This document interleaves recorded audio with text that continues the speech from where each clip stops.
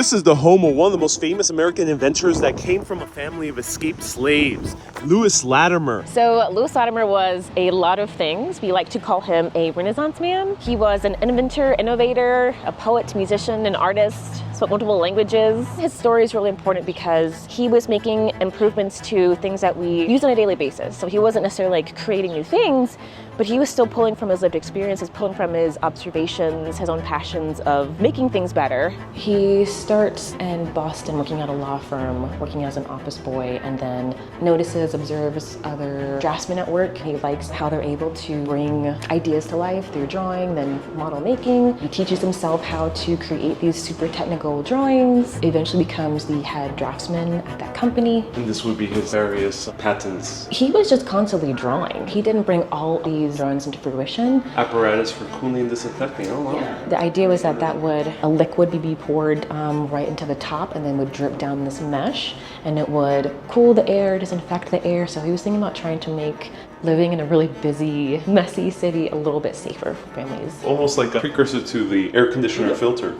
There are drawings behind you that he did, so of course technical ones, but also just drawings for fun. What he is most known for is his improvement to the way that filaments were created. So there were a lot of people that were working on electric lighting. Many people were thinking about filaments. Of course, Thomas Edison was working through filaments, but his weren't lasting long enough. Latimer, while he was working with Hiram Maxim, was noticing what could be better, but also how they were being created.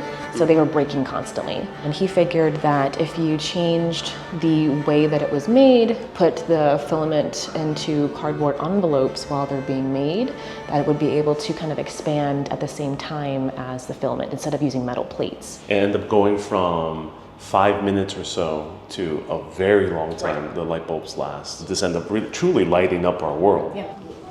It was just really funny to me. Oh, because he was involved in bathroom engineering too. So he was thinking about how to make toilets better. It's one of the things he didn't specifically bring into fruition, but he was still thinking about all these things really early on. But that's the process of engineering. People use other patents to build upon that and then eventually come to the actual prototype.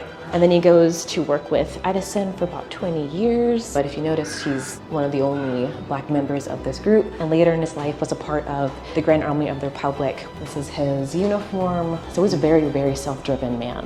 One could say he's a virtuoso because he's so young already, starting all these different things. Highly recommend going to Lewis Latimer Museum. Stay curious, my friends.